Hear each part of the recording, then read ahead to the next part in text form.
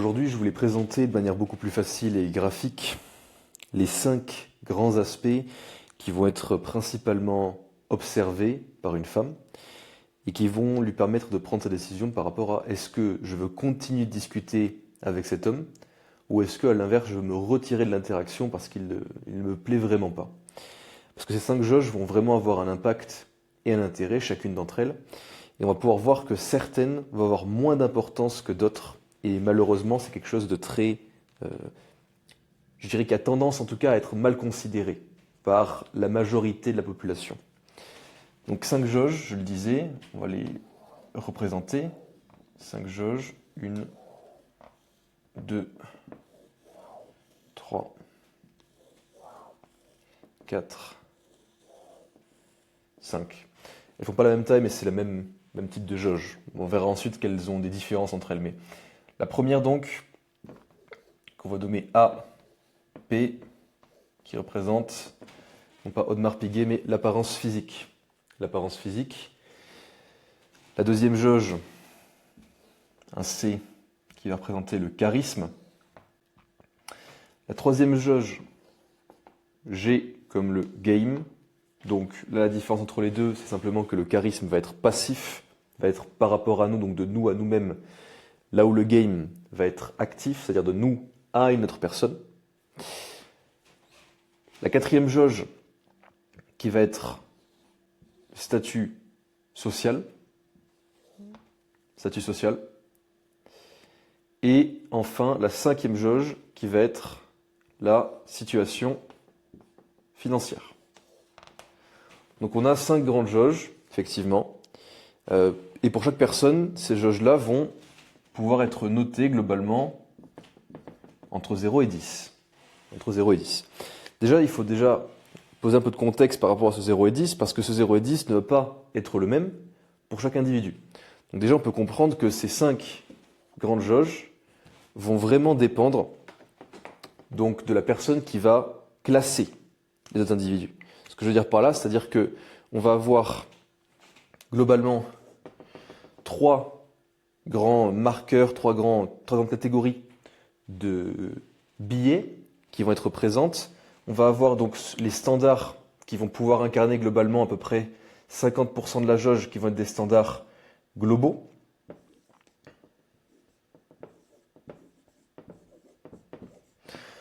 Ça va représenter donc 50% de la jauge, c'est-à-dire que 5 points sur les 10 par jauge vont être significativement les mêmes à l'échelle de la population mondiale. Même si on regarde par exemple pour statut social, statut financier, il s'agira là non pas de donner des marqueurs par exemple pour statut social, statut financière, donc qui représenterait un nombre d'abonnés sur Instagram ou encore une certaine somme, mais simplement en fait un indicateur à l'échelle du pouvoir d'achat sur le pays. Donc par exemple pour le statut financier, la situation financière, pardon, et pour le statut social, c'est-à-dire ni n'être adoré, ni n'être détesté. C'est-à-dire ne pas avoir une mauvaise réputation, par exemple. Tout simplement. Global, donc. Ensuite, on a à l'échelle culturelle et sous-culturelle. Donc les cultures, les sous-cultures, qui, elles, vont représenter approximativement 3 points, donc 30% dessus. Voilà, je vais mettre les pourcentages ici, 50%, ici on a 30%. Et enfin, on a les marqueurs qui vont être personnels, individuels, qui eux vont représenter approximativement 20%. Et avec ça, on a globalement notre jauge qui est constituée. Donc, ce que je veux dire par là, 50, 30, 20, pour vraiment recontextualiser, ça veut dire que là, si on met que ici c'est 5, ça veut dire qu'on a 50% de la jauge et de l'importance de cette jauge qui va être déterminée à l'échelle globale en fonction des différents marqueurs. Donc d'apparence physique, globalement, qu'est-ce qui est considéré comme étant attirant? Généralement, ça va être une apparence physique qui va être harmonieuse, la notion d'harmonie et d'esthétique qui vont être tendanciellement propre à l'échelle donc mondiale, même si bien sûr on peut observer des différences forcément culturelles, sous-culturelles, individuelles, qui vont elles être plus dans le détail, mais on va quand même se retrouver sur une base globalement. Charisme, pareil, 50%, game 50%, où on va avoir des petites différences entre individus, etc. Et statut social, situation financière, là comme on l'a vu, c'est une question de réputation et une question d'argent. Donc d'argent, mais aussi de pouvoir d'achat en fait à l'échelle du pays. Ce qui implique quoi? Ce qui implique que on a les autres 50% qui vont globalement dépendre d'individu à individu, de groupe à groupe. C'est pour ça qu'on ne peut pas vraiment catégoriser ça, et que la seule chose qu'on peut comprendre, c'est qu'il faut s'adapter. Il faut s'adapter, mais en faisant en sorte déjà de prendre en compte, ne serait-ce que les standards à l'échelle du monde et à l'échelle d'une culture ou d'une sous-culture, on a déjà 80%. Et c'est là qu'on a notre taux de Pareto. Ça veut dire quoi? Ça veut dire 20% des efforts qui vont amener, je vais mettre en rouge, 80% des résultats. D'accord? 20% des efforts, 80% des résultats.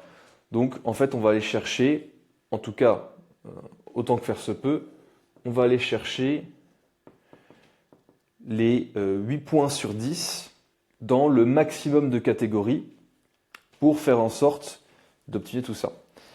Ça, c'est pas valable pour tout le monde. C'est valable pour les personnes qui vont commencer globalement avec une apparence physique, un charisme, un game, une situation financière, un statut social qui vont être plus ou moins autour ou en dessous des 5 points sur 10.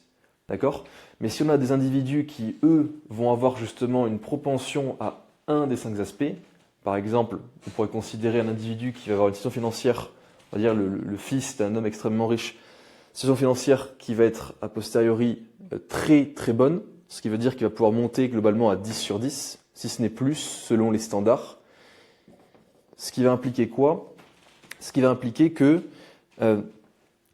il va pouvoir avoir un coefficient multiplicateur qui va venir déborder sur les autres catégories. C'est-à-dire que ça va venir affecter les autres catégories. Et s'il continue d'avoir plus d'argent, ça va continuer à pouvoir affecter les autres catégories. Donc ça veut dire que pour lui, ça serait peut-être intéressant justement de continuer de travailler sur cette jauge qui est son fort et de travailler un peu moins sur les autres plutôt que de chercher à équilibrer. Parce que chercher à obtenir 10 sur 10 partout, ça va être très compliqué. Donc, lui, son forté, ce serait de faire plus d'argent ou d'avoir plus d'argent pour faire en sorte de continuer d'affecter les autres jauges. Et travailler après ça en priorité sur les jauges sur lesquelles il a les plus gros déficits pour venir les équilibrer. C'est-à-dire que imaginons qu'il a 10 sur 10 en situation financière, mais qu'il est vraiment à 3 sur 10 en apparence physique, ce qui est vraiment faible. À ce moment-là, il aura meilleur temps que, notamment, de faire appel grâce à son argent à la chirurgie esthétique, par exemple, ou alors de faire du sport, plein d'autres choses comme ça, faire attention à son apparence vestimentaire, pour pouvoir aller récupérer des points et monter au moins à 5. Ce qui va réussir à équilibrer la chose. Parce que un 10 sur 10 en situation financière, mais qui est 3 sur 10 en apparence physique, la seule chose qui va attirer, c'est ce qu'on va le voir, ça va être des gold diggers, ce qu'on appellerait en français des michonneuses. Voilà, ce qui ne va pas être très intéressant dans la mesure où on veut tisser une relation de confiance avec une personne et faire en sorte d'avoir un lien de profondeur avec elle. Parce que là, on sera condamné globalement, à peu de choses près, à être éternellement solitaire, en solitaire. C'est pour ça que, en priorité, il s'agira de travailler sur la jauge pour laquelle on a le plus d'appétence pour aller chercher le 8 sur 10, d'accord, donc le 80%. Et une fois qu'on travaille sur cette jauge-là, on peut venir travailler sur les autres qui sont concomitantes. Là, par exemple, moi, ma recommandation, celle qui va être le plus simple, c'est, bon, statut social. Il s'agira juste, encore une fois, d'être respectable. Respectable, ça veut dire être capable de faire une bonne impression aux autres individus de notre pays, de notre culture, de notre société, peu importe, ou au moins de notre groupe d'amis, pour faire en sorte que la femme en face de nous, lorsqu'elle nous perçoit, elle nous regarde, elle se dit « Ok, si je sors avec lui et que je sors avec lui en présence d'autres personnes, ou alors qu'on me voit en sa présence, disons, je ne vais pas avoir honte. » Vous voyez? Ça joue vraiment beaucoup. Donc, généralement, ici, chercher un 5 pour pouvoir avoir une réputation qui est suffisamment correcte pour que la femme accepte de sortir avec nous, ce n'est pas extrêmement compliqué. Il suffit juste de faire des bonnes connexions et de savoir parler à d'autres personnes, communiquer, faire des relations sociales. Situation financière, par contre, effectivement, ça demande un travail qui est assez conséquent. Travailler donc pour pouvoir faire de l'argent, pour pouvoir accumuler de l'argent, pour pouvoir réinvestir, faire en sorte de se sécuriser, en fait, pour avoir assez d'argent, notamment pour fonder une famille. Habituellement, c'est ce qui va être observé. D'accord ? Au moins, si ce n'est pour fonder une famille, pouvoir prendre soin de soi et faire les choses qu'on veut faire. D'accord ? Ça dépend vraiment du pays, donc c'est pour ça que je ne peux pas donner d'indicateur donc financier, c'est-à-dire précis, en termes d'argent à réussir à faire, en termes un montant qu'il y aura à faire chaque mois, en réalité, mais au moins faire en sorte d'arriver à pouvoir pourvenir à ses propres besoins et potentiellement pourvenir aux besoins d'une famille que l'on fonderait, forcément. Nous, ce qui va nous intéresser aujourd'hui, ce sur quoi j'aimerais discuter, ça va être vraiment les 3 grands aspects que l'on peut travailler et ce qu'on peut travailler, je dirais, le plus possible pour aller chercher le 8 sur 10, de manière, j'ai envie de dire, franchement plus simple, même si l'apparence physique, bon, ça va être peut-être un petit peu plus compliqué que les 2 autres, mais au moins, on a la capacité à aller chercher le 8 sur 10, et en apparence physique, et en charisme, et en game. Comment est-ce qu'on peut faire ça ? Déjà, pour l'apparence physique, ça va tenir en 2 grands aspects. 2 grands aspects, ça va être quoi ? Ça va être d'un côté le sport. Sport, c'est l'aspect 1. Sport, c'est-à-dire donc être en bonne forme physique, avoir un physique donc corporel, notamment pour le corps, qui va être harmonieux, esthétique. Ça va vraiment être intéressant. Ça ne veut pas dire devenir bodybuilder, ce n'est pas un besoin que d'être bodybuilder pour pouvoir attirer l'attention, loin de là. Simplement que ce soit harmonieux, donc bien proportionné, qu'on soit relativement musclé, ça ne veut pas dire significativement musclé, mais qu'on puisse voir, en tout cas donc que la femme qui nous regarde puisse observer, ok, il est en bonne forme physique, fondamentalement ça veut dire quoi ? Il a un bon patrimoine génétique que l'on pourrait accorder à nos enfants. Ça c'est vraiment ancré dans le cerveau reptilien, mais c'est le calcul qui se fait. Une fois qu'on a fait donc la partie sport, qu'est-ce que c'est ? Il s'agira d'optimiser plutôt l'apparence physique pure, au-delà juste de l'esthétique, qui va être les vêtements. Vêtements, donc c'est le look, le style vestimentaire, et le style qu'on va considérer comme capillaire. Capillaire, donc les cheveux, la barbe, la moustache, forcément. Et enfin, il y a aussi tout ce qui touche aux bijoux, ou alors on pourrait dire accessoires, qu'on pourrait considérer dans vêtements, mais qui va être un petit peu à part, et qui va nous rajouter un petit bonus, pour venir encore une fois créer ce sens d'harmonie. Et avec tout ça, on peut monter quand même si on part par exemple de 3, bon, si on part de 0, ça va être beaucoup plus compliqué effectivement, mais si on part de 3 et qu'on fait du sport, qu'on s'habille vraiment bien, c'est-à-dire qu'on a un style qui nous correspond réellement, c'est pas copier d'autres personnes, mais avoir son style à soi, qui nous correspond. Qu'en plus de ça, on a un style capillaire, donc une coupe de cheveux qui nous va bien, une barbe qui est bien taillée, ou alors pas de barbe si on a une mâchoire qui est apparente et proéminente, avec une moustache, peu importe. Et en plus de ça, qu'on porte des accessoires qui sont propres à nous et qui nous vont bien, on peut fondamentalement gagner jusqu'à 5 points, à peu près. Ce qui veut dire que si on part de 3, comme je le disais, on peut monter à 8. On peut monter à 8, c'est-à-dire en prenant les critères donc globaux, culturels, sous-culturels, et ça c'est même sans compter les critères individuels qui peuvent nous faire monter plus loin encore. Ce sont des particularités qui vont attirer la femme qui nous intéresse. Voilà, donc très intéressant. Ça, c'est par rapport à l'apparence physique. Maintenant, par rapport au charisme. Au charisme, on va avoir notamment 2 grands aspects qui vont jouer.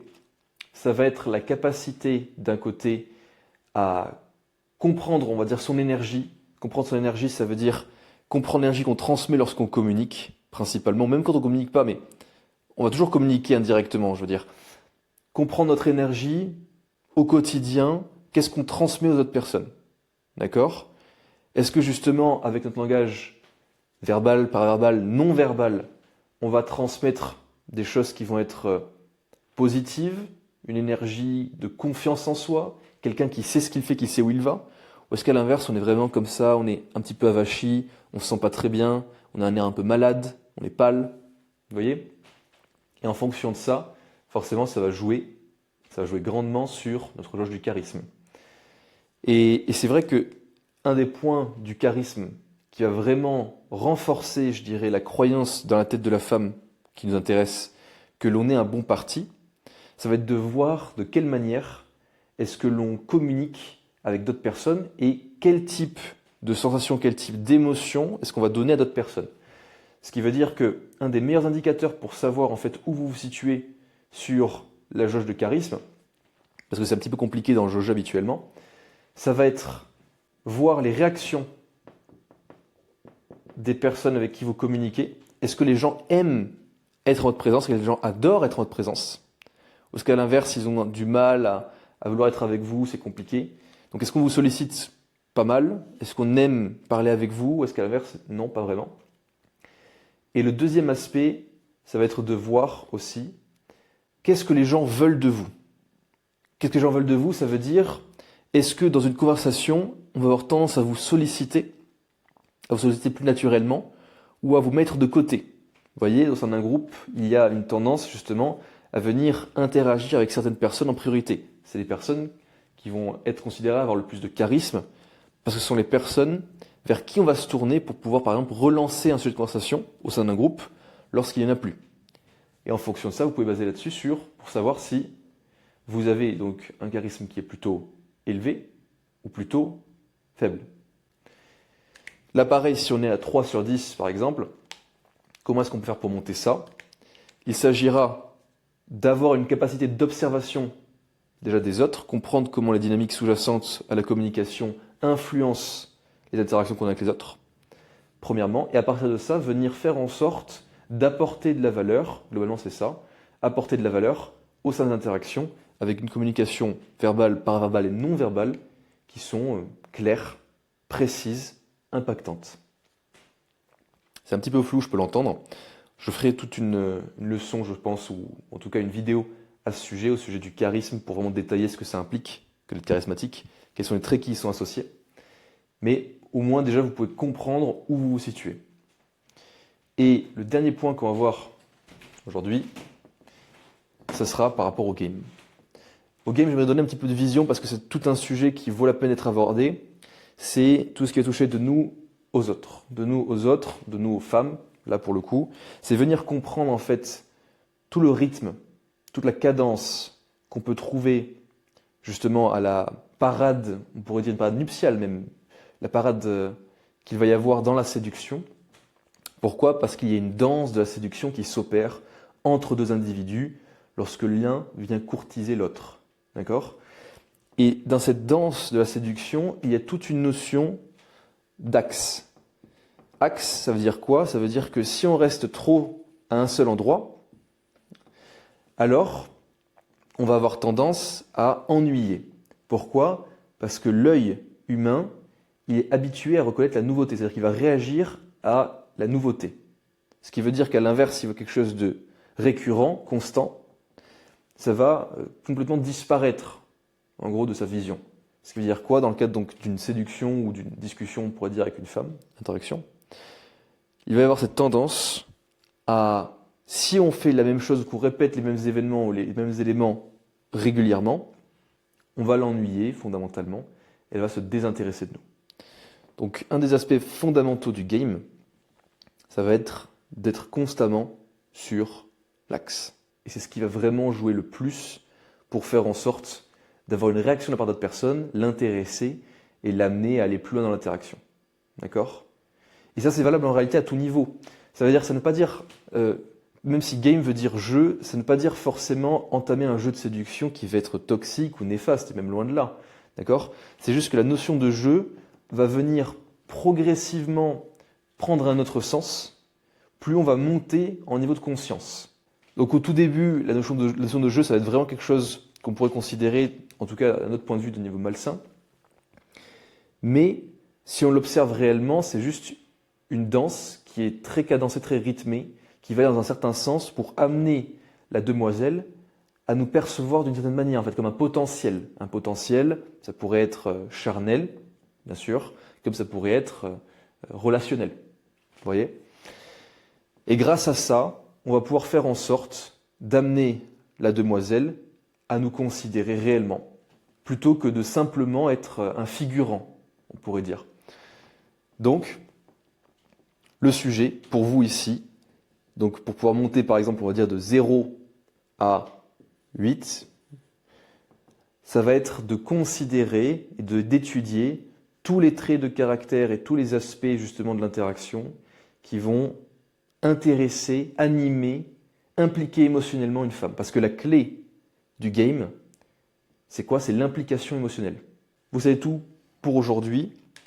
Si vous avez des questions que vous souhaitez poser, vous pouvez me les poser bien sûr en commentaire. Sachez encore une fois que j'ai un canal Telegram sur lequel j'apporte beaucoup de valeur, donc des choses supplémentaires par rapport à ce que je ne peux pas dire sur YouTube notamment, mais aussi des analyses de cas concrets. Si ça vous intéresse, vous pouvez le rejoindre, le lien est dans la description.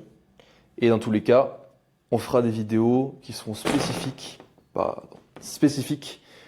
au charisme, au game, et on pourra en faire une aussi par rapport à l'apparence physique, pour que vous puissiez comprendre de manière plus claire, plus précise, comment est-ce qu'on peut optimiser tout ça.